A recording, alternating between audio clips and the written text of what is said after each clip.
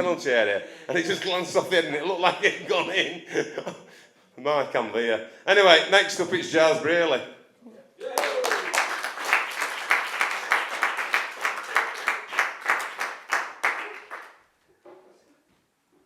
Yeah, complete with prosthetic knee. Mike, just take this. I'm just your warm-up act. That's all it is. Hey, you're warm. You're red hot. I've got best foot, Giles. That's sponsored banner. Exactly.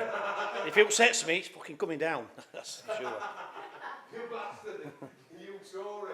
No, I've got to say, I do thank Tony, because I do go to London regular by train, and it's always a boring bloody journey, but he has given me something to do once a month. With it. I'm in the news.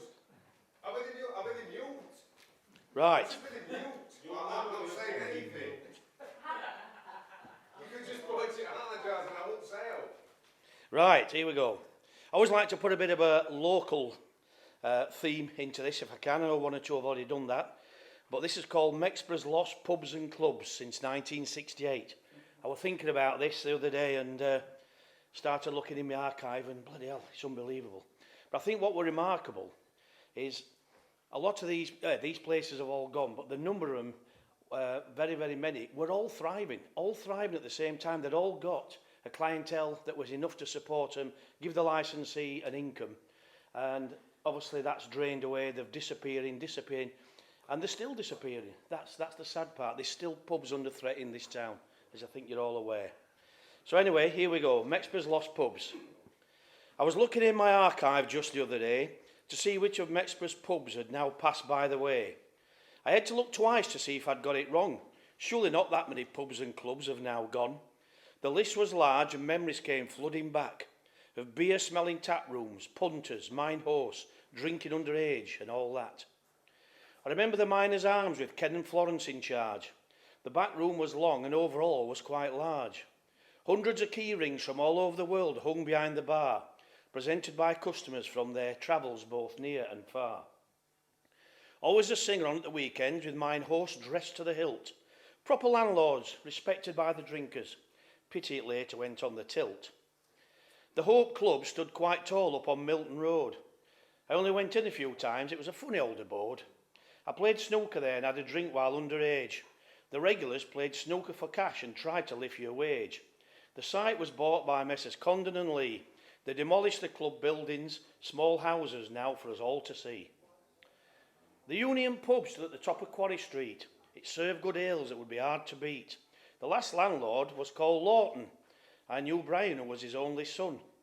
Mexborough Council knocked it down for building the new road, so that was that one done. The sad part is that its land was never actually used. A mistake had occurred. It could have stayed after all. Not many were amused. The Brickyard Club used to be well attended for the turns and all that. It was Northern Soul every Friday with DJ Pete Blinko and his pal Matt.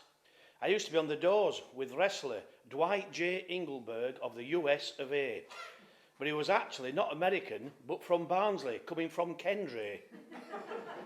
Strippers on a Sunday lunch was the club's demise when cash started to siphon. The best performing artist then, I thought, was Miss Lulu and her trained python. The plan to tell her the right good history involving railways and boxers of the town. The Crossley brothers became English champions, mercilessly knocking their opponents down. I remember Peter Middleton became the landlord there in 1965 and he did enthuse. It was a busy pub with football teams, day trips out and well-kept booze. It was built when the railway came to Mexborough to act as a hotel.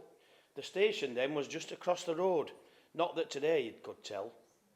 The Albion pub was on High Street, on a corner across from the Bull. You walked up a ramp, then turned into the bar. It was very popular and always full. The last landlord was called Wilbur, and my dad, as health officer, had to call if the drains stunk. The visit usually ended up with a long chat and several pints being drunk. It fell victim in 1968 following the modernisation of the town's parking and shops. Its stone facade was replaced with a brick monstrosity, so there was no more brewing of hops. The Red Lion on Bank Street stood proud for more than 150 years, but an over-avaricious brewery made it all end in tears. I went to some great disco nights there, dancing away on the floor, half-pissed, staggering and ended up collapsing against the door. Pam was the last landlady, and on she went to the barrel. Pastures Lodge now own it, and flats are going to be its future apparel. The Northgate Club always had great turns. The groups were always the tops, an endless stream of talent belting out the pops.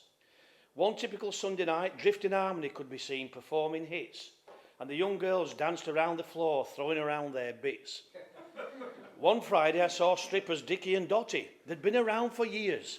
Their comedy strip routine to music brought silence, laughter and tears. The Catholic Club on Park Road was not a regular haunt. I did go in with Tony Higgins, but just for the odd jaunt. It was the same with the Highwoods. It was a bit off my track. The lads from Highwoods would meet there and then go on down the town. We all met in the Star, from where we would all venture down. The Attersley Club on Whiteley Road was quite a drinking den. If you were 15 years old, you could drink freely amongst the men. Where other pubs would turn up their nose and throw you out, the old lad behind the bar would fill you up with Guinness or a black stout. The police never raided us, it was off their beaten track. Why burst the bubble? They knew we were there, but they did not care. It kept us out of trouble. The Main Street Club may yet find life again. It certainly was a great drinking den.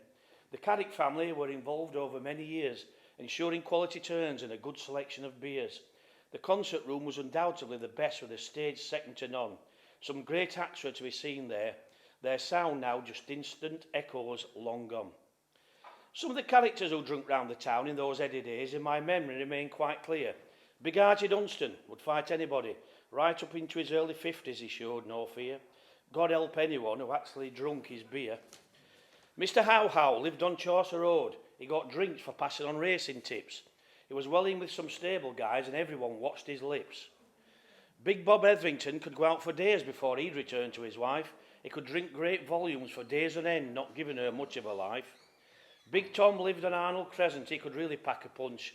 5 cops would be sent to arrest him. They needed to be an unsavoury bunch. Tom was a great naturally muscled fellow, stronger than a bull. But whenever drink got him, then beware, with him life was never dull.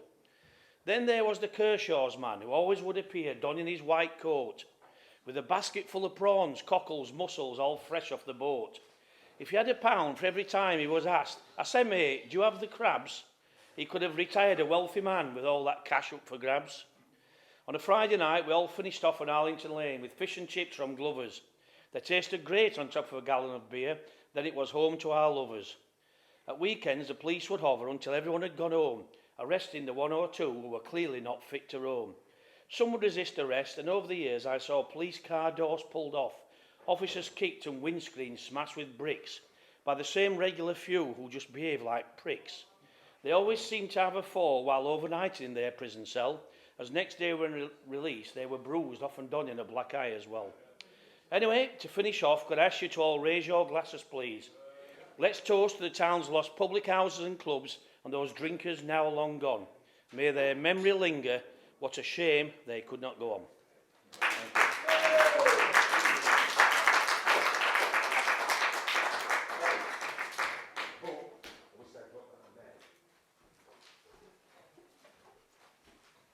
Anyway,